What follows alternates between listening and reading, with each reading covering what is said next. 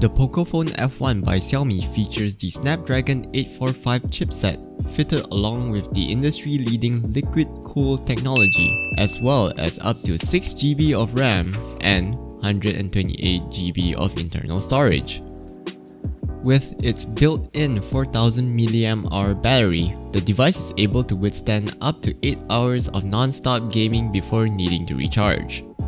Capable of scoring up to more than 290,000 on Antutu benchmark, this will ensure that you will always get the best performance no matter what you are doing, be it gaming or watching videos. The Pocophone F1 houses a dual 12MP and 5MP rear camera, and a 20MP front-facing selfie camera with super pixel technology and is supported by AI. The device also comes with the turbocharged engine which speeds up app startups, faster gaming performance as well as general use.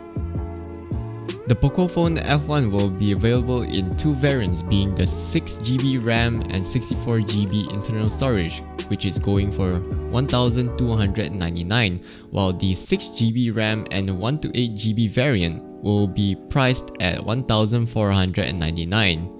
Although, do take note that these prices includes SST.